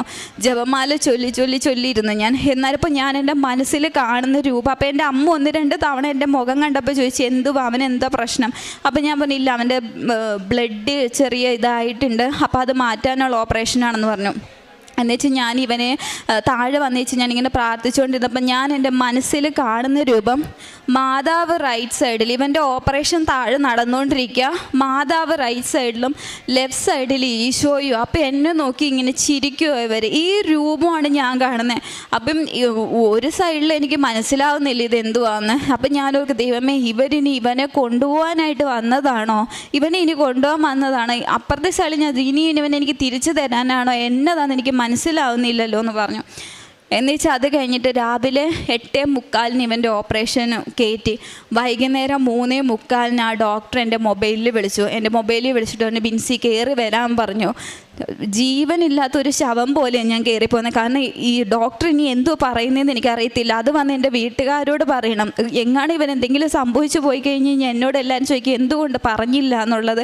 ഇതൊക്കെ മനസ്സിൽ പോകുന്നുണ്ട്. എങ്കിലും ഉള്ളിൻ്റെ ഉള്ളിൽ നീ ഭയപ്പെടേണ്ട, ഞാൻ നിൻ്റെ കൂടെ ഉണ്ടെന്നുള്ള വചനം എൻ്റെ തലയിൽ മുഴങ്ങിക്കൊണ്ടേയിരുന്നു. ഞാൻ മോളിൽ ചെന്ന സമയത്ത് ആദ്യം ഈ ഡോക്ടർ ആ ഓപ്പറേഷൻ കഴിഞ്ഞിട്ടുള്ള ആളുടെ ഒരു ഡ്രസ്സിലാണ് ആൾ NICU, പകുതി ഉടലും മാത്രമേ ഉള്ളൂ വെളിയിൽ, ബാക്കി NICUവിനകത്താണ്. ആളെന്നോട് ഇതുപോലെ ചോദിച്ചു, ചിരിച്ചുകൊണ്ടാണ് നിൽക്കുന്നത്. അത് കണ്ടപ്പോൾ എനിക്ക് ജീവൻ വീണു. അപ്പോൾ എനിക്ക് മനസ്സിലായി, ദൈവമേ വലിയ കുഴപ്പമില്ല. എന്നുവെച്ചാൽ ഞാനാണെന്നുണ്ടെങ്കിൽ ഡോക്ടർ ഞാൻ ചെന്ന വഴിക്ക് എൻ്റെ തോളിൽ ഇങ്ങനെ തട്ടിയേച്ച് എന്നോട് പറഞ്ഞു, താൻ എടുത്തൊരു ഡിസിഷൻ നല്ലൊരു ഡിസിഷനായിരുന്നു, കാരണം ഞങ്ങൾ പോലും ഭയപ്പെട്ടു പോയി എന്ന് പറഞ്ഞു. അവിടെ സത്യമായിട്ട് എൻ്റെ ആ ഡോക്ടർ എന്നോട് ഇന്നേ വരെ എനിക്ക് തോന്നുന്നു ആ ഹോസ്പിറ്റലിൻ്റെ ചരിത്രത്തിൽ ഓപ്പറേഷൻ കഴിഞ്ഞ ഒരാളെ കാണാനായിട്ട് കയറ്റിയിട്ടില്ല. എൻ്റെ അടുത്ത് ചോദിച്ചു, കാണുന്നു അനിയനെ ഒന്ന് കാണുമോയെന്ന് ചോദിച്ചു. ഞാൻ പറഞ്ഞു എനിക്കൊന്ന് കണ്ടാൽ കൊള്ളാം എന്ന് പറഞ്ഞു. നിർബന്ധം പിടിച്ചില്ല. ഞാൻ പറഞ്ഞു എനിക്കൊന്ന് കണ്ടാൽ കൊള്ളാം എന്ന് പറഞ്ഞു. അപ്പോൾ ഇവരെ സാനിറ്റൈസറും വേറെ കുറേ സാധനങ്ങളും ഡ്രസ്സും ഒക്കെ ഇട്ട് ഞാൻ കയറിയിട്ട് ഞാൻ കാണുന്ന രൂപം, വെൻറ്റിലേറ്ററിലാണ് എൻ്റെ അനിയൻ. വെൻറ്റിലേറ്ററിൽ കിടക്കുന്ന എൻ്റെ അനിയൻ്റെ ഇവൻ്റെ ഈ സൈഡ്, ഇത്രയും സൈഡാണ് ഇവർ ഓപ്പൺ ചെയ്തേക്കുന്നത്. ഇവിടെയാണ് സാധനം ഇരിക്കുന്നത്. അപ്പോൾ ഇവൻ്റെ ബ്രെയിൻ ഇവിടുന്ന് ഇങ്ങനെ ഓപ്പൺ ചെയ്യാൻ പറ്റുന്നത് ഭയങ്കര റിസ്ക് ആയതുകൊണ്ട് അവർ ഇത്രയും സൈഡാണ് ഇവരിങ്ങനെ ഓപ്പറേഷൻ ചെയ്തേക്കുന്നത്. ഞാൻ ചെന്ന സമയത്ത് കാണുന്നത് ഇവൻ്റെ തലയുടെ ഇത്രയും ഭാഗം പൊളിച്ച് വെച്ചേക്കുക. ഒരു മനുഷ്യനത് കണ്ടു കഴിഞ്ഞാൽ ഉറപ്പായിട്ടും ബോധം കെട്ടി വീഴും. ഇത്രയും ഭാഗം ഇങ്ങനെ പൊളിച്ച് തുറന്ന് വെച്ചിട്ട് ഇവൻ്റെ തലച്ചോറ് മാറ്റി വെച്ചിട്ട് ഇതിനകത്തുനിന്ന് ഒരു ഓസ് പോലൊരു സാധനം, അതിങ്ങനെ താഴെ ഒരു ജാറ് പോലൊരു സാധനം, അതിങ്ങനെ പമ്പ് ചെയ്തുകൊണ്ടിരിക്കുക. പമ്പ് ചെയ്യുന്ന സമയത്ത് ബ്ലഡ് കൊടുകൂടാ ഇതിനകത്തുനിന്ന് ഒഴുകുക, ബ്ലഡ് ഈ ഓപ്പൺ ചെയ്ത് വെച്ചേക്കുന്ന സ്ഥലത്തുനിന്ന്. അപ്പം ഞാൻ ചോദിച്ചു, ഡോക്ടർ ഇതെന്താ പറഞ്ഞാൽ പ്രഷർ തലയിൽ പോകാണ്ടിരിക്കാനായിട്ടുള്ളതാണെന്ന് പറഞ്ഞു. എന്നിട്ട് ഞാനിത് കണ്ട് ഞാൻ അപ്പം താഴെ വന്നിട്ടാണ് ഞാൻ എൻ്റെ അമ്മയോടും എല്ലാവരോടും ഞാൻ പറയുന്നു, ഇതുപോലെ അവൻ്റെ ഫുള്ള് മെയിൻ ഓപ്പറേഷൻ കഴിഞ്ഞു, ഇതുവരെ പ്രശ്നമൊന്നും ഇല്ല എന്ന് പറഞ്ഞു. സമാധാനിച്ചു. എനിക്ക് ഇപ്പോഴും അറിയത്തില്ല, എൻ്റെ മാതാവ് എൻ്റെ കൂടെ ഇരുന്ന് എനിക്ക് ഭയങ്കര ഒരു ശക്തിയാണ് എനിക്ക് തന്നത്. ഒരിക്കലും ഇല്ലാത്തൊരു ധൈര്യവും ശക്തി എനിക്ക് തന്നു. അപ്പോൾ അങ്ങനെ സമാധാനിച്ച് ഞാൻ ഇരിക്കുക. ഞാൻ മാതാവിനോട് നന്ദിയൊക്കെ പറഞ്ഞു. അപ്പോഴും എവിടെയോ എൻ്റെ മനസ്സിൽ എന്തോ ഒരു കരട് കിടക്കുന്ന പോലെ എനിക്ക് മൊത്തത്തിലൊരു സമാധാനം കിട്ടുന്നില്ല. അപ്പോൾ ഡോക്ടർ എന്നോട് പറഞ്ഞു, പിറ്റേ ദിവസം, അതായത് ഇവൻ്റെ ഓപ്പറേഷൻ കഴിഞ്ഞിട്ട് പിറ്റേ ദിവസം ഡോക്ടർ എന്നെ വിളിച്ച് സംസാരിച്ചിട്ട് പറഞ്ഞു, ആളിപ്പോഴും വെൻറ്റിലേറ്ററിലാണ്, കാരണം ഇവന് കാർഡിയക് അറസ്റ്റ് വരാനായിട്ട് ചാൻസ് ഉണ്ട്, അല്ലാന്നുണ്ടെങ്കിൽ ആൾ കോമയിലേക്ക് പോകാൻ ചാൻസ് ഉണ്ട്, അതല്ലെങ്കിൽ ഇവൻ്റെ തലയിൽ ഇൻഫെക്ഷൻ വരാൻ ചാൻസ് ഉണ്ടെന്ന് പറഞ്ഞു. ഇത് മൂന്നുമാണ് അവർ പറഞ്ഞ ചാൻസ്. അപ്പം നമ്മളിങ്ങനെ പ്രാർത്ഥിച്ചുകൊണ്ടേ ഇരിക്കുക, ദൈവമേ വേറൊന്നും വരല്ലേ എന്നുള്ളത്. മൂന്നാമത്തെ ദിവസം ആയപ്പോഴത്തേക്കിന് ഇവൻ കംപ്ലീറ്റ് ആയിട്ട് ഇവൻ്റെ മൈൻഡ് ഫുള്ള് പോയി. അപ്പം ചെക്ക് ചെയ്താൽ പറയണ ഈ ഓപ്പറേഷൻ ചെയ്ത സൈഡ് ഇൻഫെക്ഷനായിട്ട് മെനിഞ്ചറ്റിസ് എന്ന് പറയുന്ന ഒരു അസുഖമായിട്ട് അത് മാറി ഇവന്.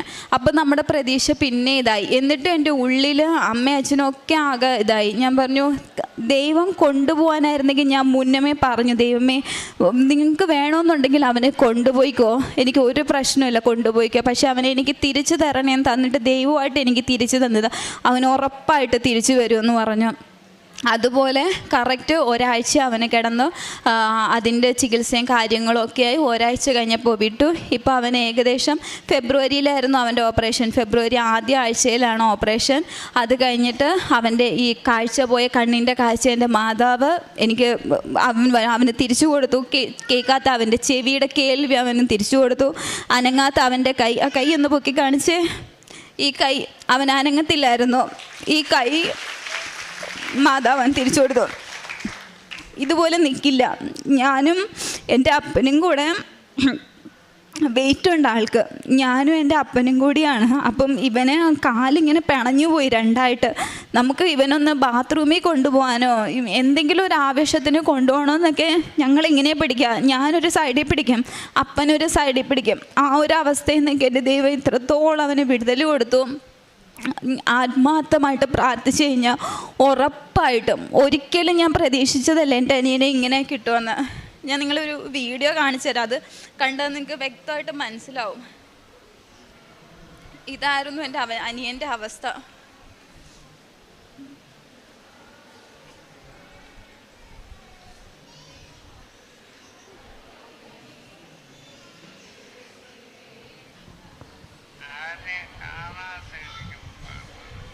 ഒരു ബോധമില്ല ആൾക്ക്, ഒരു ബോധമില്ലാണ്ട് ആൾ സംസാരിക്കുന്നയാ.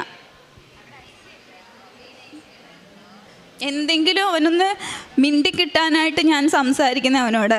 ഇതായിരുന്നു ഇവൻ്റെ അവസ്ഥ. ഈ അവസ്ഥയിൽ നിന്നാണ് എൻ്റെ മാതാവ് എനിക്ക് ഇവനെ ഇത്രത്തോളം തിരിച്ചു തന്നത്. അതിൻ്റെ ഏറ്റവും വലിയെന്ന് പറഞ്ഞാൽ എൻ്റെ ജീവിതത്തിൽ എനിക്ക് ഒരിക്കലും മറക്കാൻ പറ്റാത്ത ഇവൻ്റെ അനുഭവം ഞാൻ ഒരുപാട് പേരോട് പറഞ്ഞു. ഒരുപാട് പേര്, ഞാൻ ബസ്സിൽ പോയാലും ഞാൻ പറയും, ഞാൻ അന്ന് ആശുപത്രി ഇരുന്നവരോട് പറഞ്ഞു, എൻ്റെ ചേച്ചി, എൻ്റെ കസിൻസ്, എവിടെ പറയാനും എനിക്ക് ഒരു നാണും എനിക്ക് തോന്നാറില്ല. കാരണം അറിയണം, ആൾക്കാരറിയണം ഇങ്ങനെ അത്ഭുതങ്ങൾ നടക്കുന്നുണ്ടെന്ന് മനുഷ്യരറിയണം. പിന്നെ അതുപോലെ എൻ്റെ രണ്ടാമത്തെ അനുഭവം എന്ന് പറഞ്ഞു കഴിഞ്ഞാൽ, എൻ്റെ കല്യാണം, ഇവൻ്റെ അസുഖത്തിൻ്റെ സമയത്താണ് എൻ്റെ കല്യാണം നിശ്ചയിച്ചിരുന്നത്. അപ്പം എനിക്കന്ന് മനസ്സിൽ കല്യാണം ഇല്ല. എനിക്ക് ഇവനെ എങ്ങനെയെങ്കിലും ഒന്ന് ഉള്ളതൊക്കെ വിറ്റ് പെറുക്കിയിട്ടാണെങ്കിലും എനിക്ക്, കാരണം ആ സമയത്ത് പൈസയ്ക്ക് പേപ്പറിൻ്റെ വിലയായിപ്പോയി. നമ്മുടെ കയ്യിൽ ഇവനെ ചികിത്സിക്കാനുള്ള പൈസ ദൈവം സഹായിച്ചിട്ടുണ്ട്. പക്ഷേ ഡോക്ടേഴ്സ് ചെയ്യത്തില്ല എന്ന് പറഞ്ഞു കഴിഞ്ഞാൽ എല്ലാ മെയിൻ ഹോസ്പിറ്റലുകളിൽ ഞാൻ വിളിച്ചു ചോദിച്ച സമയത്ത് അവരൊക്കെ പറയുന്നത്, അവിടുന്ന് നിങ്ങൾ എങ്ങോട്ട് കൊണ്ടുപോയിട്ടും കാര്യമില്ല, പേപ്പറിൻ്റെ വാല്യൂ ഇപ്പോൾ. ഞാൻ എൻ്റെ അമ്മ എന്നോട് ചോദിച്ചു, കല്യാണത്തിന്, ഞാൻ പറഞ്ഞു കല്യാണമൊക്കെ അവിടെ നിൽക്കട്ടെ, ഒക്കെ വിറ്റ് പുറക്കിയിട്ടാണെങ്കിലും ഇവനെ ചികിത്സിക്കാമെന്നുണ്ട്. ഞാൻ മാത്രമല്ല, എൻ്റെ കുടുംബക്കാർ മുഴുവൻ പേരും ഞങ്ങളുടെ കൂടെ നിന്നു. ആ സമയത്ത് എല്ലാവരും ഞങ്ങളുടെ കൂടെ നിന്നു. എന്നുവെച്ച് എൻ്റെ കല്യാണത്തിൻ്റെ ആവശ്യം വന്ന സമയത്ത് ഞാനിതുപോലെ എൻ്റെ ഇതിനകത്ത് ആവശ്യങ്ങളിൽ ഞാൻ എഴുതി വെച്ചിട്ടുണ്ടായിരുന്നു. ഞാൻ ഇങ്ങനെയാണ് എഴുതി വെച്ചത്, എനിക്ക് അനുയോജ്യപ്പെട്ടതാണെങ്കിൽ എൻ്റെ മാതാവേ മധ്യസ്ഥൻ നിന്ന് ഇതെനിക്ക് നടത്തി തരണേന്നാണ് ഞാൻ എഴുതിയത്. അല്ലാതെ എനിക്ക് തരണം എന്ന് ഞാൻ ഒന്നും എഴുതിയിട്ടില്ല. എന്നുവെച്ച് ആ കല്യാണത്തിൻ്റെ സമയത്ത് ഏറ്റവും ഭംഗിയായിട്ട് എൻ്റെ കല്യാണത്തിൻ്റെ അന്ന് പോലും എനിക്ക് ഏറ്റവും പ്രശ്നം വന്നത്, എൻ്റെ കല്യാണം ചാലക്കുടിയിലായിരുന്നു. ഞങ്ങൾ 2 ദിവസം മുമ്പേ എറണാകുളത്ത് വന്ന് സ്റ്റേ ചെയ്തു. 3:30ക്കാണ് എൻ്റെ കല്യാണം വെച്ചിരുന്നത്. 3:30ക്ക് കല്യാണം വെച്ചിട്ട് ഞങ്ങളൊരു വണ്ടിക്ക് ഏർപ്പാടാക്കി. ആ ഒരു പയ്യനാണ് വന്നത്. ആ പയ്യനോട് ഞാൻ ചോദിച്ചു, നിനക്ക് വഴി അറിയാമോ? പറഞ്ഞാൽ എനിക്ക് വഴി അറിയാമെന്ന് പറഞ്ഞു. എനിക്ക് ആക്ച്വലി വഴി അറിയില്ല. അപ്പോൾ എൻ്റെ ഹസ്ബൻഡ് എനിക്ക് ലൊക്കേഷൻ മൊബൈലിൽ ഇട്ട് തന്നു. അതും മര്യാദയ്ക്ക് നോക്കാൻ എനിക്കറിയത്തില്ല. എന്നിട്ട് ഞാൻ ഇത് ഇവൻ്റെ കൊടുത്തിട്ട് ഞാൻ ഇവനോട് പറഞ്ഞു, എടാ ഇത് നോക്കി നീ പോകാൻ പറഞ്ഞു. അപ്പോൾ ഈ പയ്യൻ പറഞ്ഞു, അത് വേണ്ട ചേച്ചി, എൻ്റെ കയ്യിലുണ്ടെന്ന് പറഞ്ഞു. 3:30ക്ക് നടക്കേണ്ട കല്യാണം എൻ്റേതന്ന് നടന്നത് 5 മണി കഴിഞ്ഞപ്പോഴാണ്. അത്രയ്ക്ക്. എന്നിട്ട് പോകുന്ന വഴിക്ക് വണ്ടി കംപ്ലൈൻ്റ് ആയിട്ട് അവൻ ഞങ്ങൾ റോഡിൽ ഇറക്കി വിട്ടിട്ട് പോയി. കല്യാണ വസ്ത്രവും ബൊക്കയും ഒക്കെ ആയിട്ട് ഞാനും എൻ്റെ അമ്മയും അനിയനും എൻ്റെ ഒരു അനിയത്തിയുണ്ട്, ഞങ്ങളെല്ലാം കൂടെ മെയിൻ റോഡിൽ ഇറങ്ങി നിൽക്കുക. എന്ത് ചെയ്യണം എന്നറിയില്ല. ഞാൻ മനസ്സിൽ പ്രാർത്ഥിച്ചു. എല്ലാവരും കരച്ചില്ല. എൻ്റെ ഉള്ളിൽ എനിക്ക് വിശ്വാസമുണ്ട്. എൻ്റെ അനിയനെ എനിക്ക് തന്നൊരു മാതാവുണ്ട്, എനിക്ക് മധ്യസ്ഥൻ നിന്ന്. ഞാൻ പ്രാർത്ഥിച്ച അതുപോലെ എനിക്ക് അനുയോജ്യപ്പെട്ടതാണെങ്കിൽ മാത്രമേ എനിക്കിത് നടത്താവുള്ളൂ എന്ന്. അപ്പോഴും എൻ്റെ ഉള്ളിൽ എനിക്ക് മുറുകിയ വിശ്വാസം ഉണ്ടായിരുന്നു. എനിക്ക് ഉറപ്പായിരുന്നു ഇത് എനിക്കുള്ളതാണെങ്കിൽ ഇന്ന് എൻ്റെ കല്യാണം നടക്കും. അതിനെൻ്റെ മാതാവ് എനിക്ക് വേണ്ടി എന്ത് വേണമെങ്കിലും ചെയ്യുമെന്നുള്ളൊരു വിശ്വാസം. ഞാൻ റോഡിലിറങ്ങി ബൊക്കയായിട്ട് നിൽക്കുക. വരുന്നവരും പോകുന്നവരും മൊത്തം ഞങ്ങളെ നോക്കുകയാണ്. കല്യാണപ്പെണ്ണ് ഇറങ്ങി മെയിൻ റോഡിൽ നിൽക്കുന്നത്. എവിടെ നിന്നാണെന്ന് അറിയത്തില്ല. ആ ചേട്ടൻ ഏതാണെന്നോ, ആ ചേട്ടൻ എവിടെ ഉള്ളയാണെന്നോ, എങ്ങനെയാണെന്നോ ഒന്നും അറിയത്തില്ല. ഒരു ടാക്സിയുടെ രൂപത്തിൽ എൻ്റെ മാതാവ്, എൻ്റെ ഈശോ എനിക്ക് പോകാനുള്ള വണ്ടി അവിടെ അയച്ചു തന്നു. ആ ചേട്ടൻ ഞങ്ങൾ വന്നിറങ്ങി ഒരു 2 മിനിറ്റ് ആകുന്നതിന് മുമ്പ് ആ ചേട്ടൻ, ഒരു ടാക്സി ചേട്ടൻ ആരാന്നറിയില്ല, കൊണ്ട് ഫ്രണ്ടിൽ നിർത്തി. എന്താ പ്രശ്നം? അപ്പോൾ എൻ്റെ അനിയത്തി പറഞ്ഞു, ചേട്ടാ എൻ്റെ ചേച്ചിയുടെ കല്യാണമാണ്, സമയം കഴിഞ്ഞു എന്ന് പറഞ്ഞു, നിങ്ങൾ കയറാൻ പറഞ്ഞു. അപ്പോഴത്തേക്കിനും എൻ്റെ ഹസ്ബൻഡിൻ്റെ അളിയൻ പകുതി വഴിക്ക് വന്നു. അവിടെ കൊണ്ടിറക്കി. ഞങ്ങൾ കൊടുത്ത പൈസ പോലും ആൾ വാങ്ങുന്നില്ല. ആൾ എവിടെ നിന്ന് വന്നു, ഏതുവഴി പോയി, എങ്ങനെ പോയി എന്ന് എനിക്കറിയില്ല. ഒരു നല്ലൊരു മനുഷ്യൻ, നല്ലൊരു ചേട്ടൻ, അതും മാതാവായിട്ട് കൊണ്ടെത്തിച്ചതാണെന്ന് ഞാൻ വിശ്വസിക്കുന്നു. അതുപോലെ എൻ്റെ അടുത്ത ഞാൻ എഴുതി വെച്ചിരുന്നതെന്ന് പറഞ്ഞു കഴിഞ്ഞാൽ, എൻ്റെ അപ്പൻ എല്ലാ ദിവസവും പള്ളിയിൽ പോകത്തില്ലായിരുന്നു. എല്ലാ ദിവസവും വെച്ചാൽ ഞായറാഴ്ചകളിൽ എൻ്റെ പപ്പ അധികം പള്ളിയിൽ പോകത്തില്ല. അപ്പോൾ എനിക്ക് ഭയങ്കര വിഷമമായിരുന്നു. ദൈവം നമുക്ക് വേണ്ടി ഇത്രയൊക്കെ ചെയ്തിട്ട് ഒരു ദിവസം ഇത്ര നേരം ദൈവത്തിന് കൊടുക്കാനായിട്ട് നമുക്ക് പറ്റത്തില്ല എന്നുള്ളൊരിതായിരുന്നു. ഞാൻ എന്നിട്ട് ഉടമ്പടിക്കകത്ത് വെച്ച് പ്രാർത്ഥിച്ചു, എൻ്റെ പപ്പ എല്ലാ ഞായറാഴ്ചയും പള്ളിയിൽ പോകുന്നതെന്ന്. ഇപ്പോൾ ഞങ്ങളെക്കാളും മുന്നേ രാവിലെ ഉറക്കം എണീറ്റ് ആൾ റെഡിയായി വണ്ടിയും കൊണ്ട് നിൽക്കും. പോകണ്ടേ ആൾക്ക് കുർബാനയ്ക്ക് മുമ്പ് ആൾക്ക് പള്ളിയിലെത്തണം. അതുപോലെ ചെറുതും വലുതുമായിട്ടുള്ള ഒരുപാട് അനുഭവങ്ങൾ പറഞ്ഞു കഴിഞ്ഞാൽ തീരത്തില്ല.